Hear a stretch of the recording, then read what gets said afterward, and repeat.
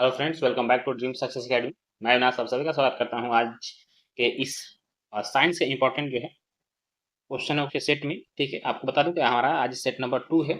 यह जो है जो प्रैक्टिस सेट्स आपको railway, SSC, banking, BPSC, Bihar police, SSC GD के सारे एग्जामों में जो है कॉमनली फैक्टर के रूप में काम क्वेश्चनों का संकलन यहाँ किया गया है। तो यदि आप पहली बार चैनल पे है तो और चैनल को अभी तक सब्सक्राइब नहीं किया तो प्लीज एक बार चैनल को सब्सक्राइब कर लीजिए। और इसका यदि सेट नंबर 1 नहीं देखा तो लोगों ने सेट नंबर 1 को भी मैं डिस्क्रिप्शन में लिंक दे दूंगा, वहाँ से कवर कर लीजिएगा ताकि आपका जो है साइंस के सारे प्रश्न कवर होते चलें। ठीक है, तो ऐसा करते हैं आज का सेशन। तो जैसे कि बता दूं दोस्तों आप लोगों की, इस जो एमसीक्यूज है इसमें टोटल आपको 2000 जो है प्लस क्वेश्चन ऐड किए गए हैं। तो इसमें से हम लोगों ने सेट 1 में 1 से लेकर 40 तक को कवर कर लिया था। ठीक है, आज हम लोग जो 41 से कवर करेंगे। ठीक है, चलिए 41 क्वेश्चन नंबर ये है आपका कि प्राकृतिक गैस का मुख्य घटक है, यानी प्राकृतिक गैस जो है किसका मुख्य घटक है, याद रखिएगा जो है आपको मीथेन का मुख्य घटक है। ठीक है, देखिए मीथेन का जो रासायनिक सूत्र होता है आपको CH4 होता है। ठीक है, यहाँ पर आप देख रहे हो क्लोरीन दिया हुआ, क्लोरीन का रासायनिक सूत्र Cl2 होता है, इसे Cl से दर्शाया जाता है। इसका जो परमाणु क्रमांक होता है ये याद रखिएगा 17 होता है। ठीक है, और यह क्लोरीन का प्रयोग जो है पानी को क्लीन करने के लिए किया जाता है। अब नीचे ऑप्शन नंबर डी जो है इसमें देख रहे हैं हेक्सेन है। हेक्सेन का सूत्र जो है C6H14 होता है, इसे भी याद रखिएगा। और यह एक ज्वलनशील पदार्थ है। क्या है? ज्वलनशील पदार्थ है। ठीक है, तो इसका आंसर नंबर आपका डी हो जाएगा। क्या? मीथेन जो है यह प्राकृतिक गैस का मुख्य घटक है। चलो क्वेश्चन नंबर 2 है। दोस्तों मेरी कोशिश रहेगी प्रश्न थोड़ा जटिल है उसको आसान करके आपको समझाऊँ ताकि आप उसे जो है अच्छे से समझ जाएँ। और समझ जब आपका विकसित होगा, आप अच्छे से किसी चीज़ को समझ के यदि स्टडी कर रहे हैं तो बहुत लंबे समय तक जो याद रहता है। ठीक है, चलिए क्वेश्चन नंबर 2 देखेंगे। वायुमंडलीय नाइट्रोजन के निर्धारण के लिए जिम्मेदार, ठीक है, सीबियोटिक बैक्टीरिया किसमें मौजूद होता है? देखिए नाइट्रोजनीकरण के लिए जो जिम्मेदार बैक्टीरिया है वह मटर के पौधे में पाया जाता है। अगला क्वेश्चन है कि एकेसिया अरेबिका का वैज्ञानिक नाम क्या है? देखिए एकेसिया अरेबिका का जो वैज्ञानिक नाम है यह बबूल, यानी बबूल का पेड़ का जो रासायनिक नाम है एकेसिया अरेबिका है। ठीक है, कॉफ़ी का जो रासायनिक नाम होता है वो कॉफ़ी अरेबिका होता है, इसे भी याद करके चलिएगा। मछलियाँ जो है पानी से बाहर निकलने के बाद मर जाती हैं, ऐसा क्यों होता है? देखिए क्योंकि आपको पता होगा कि मछली जो होती है वह गलफड़े से सांस लेती है। क्वेश्चन आता है कि मछली जो है किससे सांस लेती है, तो याद रखिएगा अपने गिल्स, ठीक जो होता है, यानी गलफड़ा जो होता है गलफड़ा से सांस लेती है। जब उसे हम पानी से बाहर निकालते हैं तो यह गलफड़ा जो है कार्य करना बंद कर देता है, तो यह सांस लेने में ही तकलीफ होती है, इसलिए वे जो है मर जाती है। तो ये सांस नहीं ले पाती। ऑप्शन नंबर सी इधर राइट आंसर हो जाएगा। ठीक है, चलिए नेक्स्ट क्वेश्चन है कि निम्नलिखित में से कौन सा अर्धचालक है, यानी कि which of the following are semiconductor. आपको बताना कि इनमें से कौन सा सेमीकंडक्टर है। ऑप्शन देखते हैं हम लोग। सेमीकंडक्टर में दिया सिलिकॉन, जी ये तो सेमीकंडक्टर है। ठीक है, और क्वार्ट्ज नहीं है, सीएमएक्स, जर्मेनियम भी आपको सेमीकंडक्टर है। तो दो चीज़ें जो है सेमीकंडक्टर है। अब देखिए समझते हैं आपके ये कंडक्टर जिसे हम हिंदी में चालक बोलते हैं और सेमीकंडक्टर जिसे हम अर्धचालक बोलते हैं, कहते किसे हैं? देखिए चालक वैसे तत्व कहते हैं जिसमें कि जो करंट है, ठीक है, जिसमें करंट आसानी से प्रवेश कर जाता है, यानी कि उसमें जो इलेक्ट्रॉन है उसका प्रवाह आसानी से होता है, उससे हम लोग चालक यानी कंडक्टर कहते हैं। और जिसमें करंट का प्रवाह जो है चालक से कम होता है किंतु अर्धचालक से अधिक होता है, किंतु अचालक से अधिक होता है, उसे हम लोग अर्धचालक कहते हैं। तो इसमें आपको सिलिकॉन और जर्मेनियम हो जाएगा। ठीक है, ऑप्शन नंबर सी इधर राइट आंसर हो जाएगा। नेक्स्ट क्वेश्चन देखिएगा, यूरिया रक्त से कहाँ अलग होता है?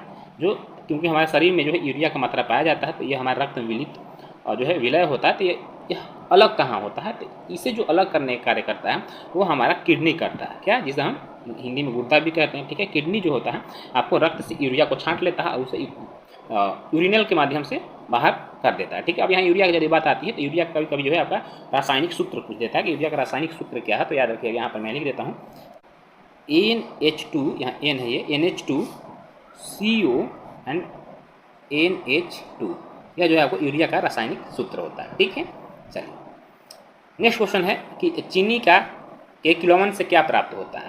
उससे आपको जो है आपको एथिल एल्कोहल प्राप्त होता है। क्या? एथिल एल्कोहल प्राप्त होता है। ठीक है, नेक्स्ट क्वेश्चन है कि निम्नलिखित में से किसे अजनबी गैस कहा जाता है? देखिए यहाँ पर कह रहा है अजनबी गैस किसे कहा जाता है, तो जो जेनॉन है, ठीक है, इसे जो है आपको अजनबी गैस कहा जाता है।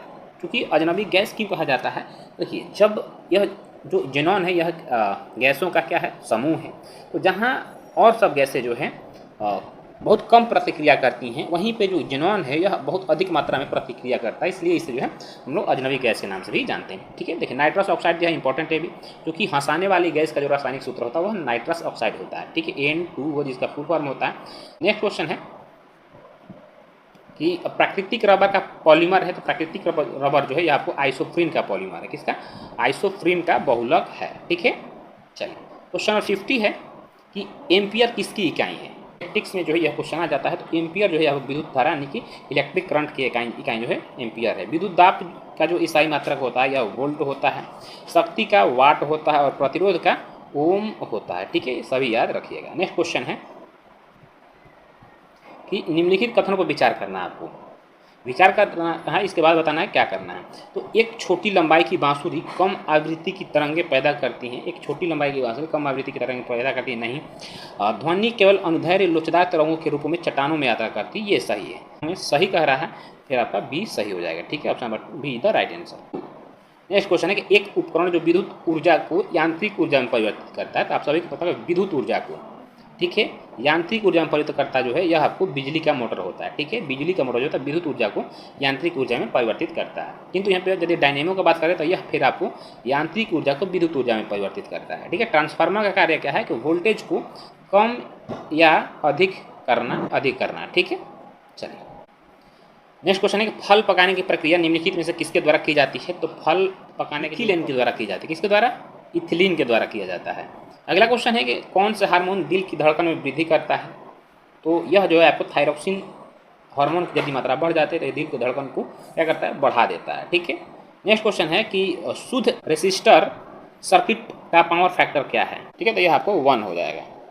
अगला क्वेश्चन है कि नोस्कापाइन किससे प्राप्त किया जाता है। देखिए नोस्कापाइन, तो नोस्कापाइन क्योंकि क्या है, सबसे पहले समझिए नोस्कापाइन जो है यह आपको खांसी की एक दवा है। ठीक है, यानी खांसी को कम करने के लिए बनाई गई एक दवा है जो कि आपको खसखस यानी पॉपी से पाया जाता है। यह एक क्या होता है, मसाला का पौधा है खसखस, इससे ही नोस्कापाइन बनाया जाता है। ठीक है, क्वेश्चन 57 है कि एक दंत चिकित्सक के दर्पण होता है, यानी जो दांत का डॉक्टर होता है वह किस प्रकार के दर्पण का प्रयोग करता है। आप सभी को पता, काफ़ी आसान क्वेश्चन, अवतल दर्पण का वह प्रयोग करता है। ठीक है, ताकि जो है वह विजुअल को बड़े रूप में देख पाए। उत्तल दर्पण का प्रयोग आपको साइड मिरर के रूप में किया जाता है।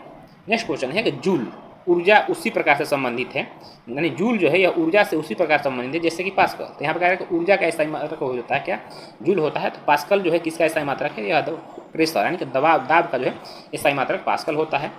अगला क्वेश्चन है कि 1 माइक्रोन बराबर होता है।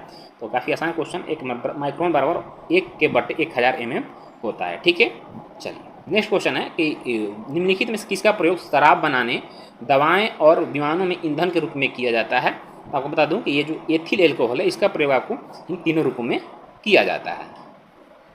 क्वेश्चन नंबर 61 है कार्नोटाइट डैश किसका अयस्क है।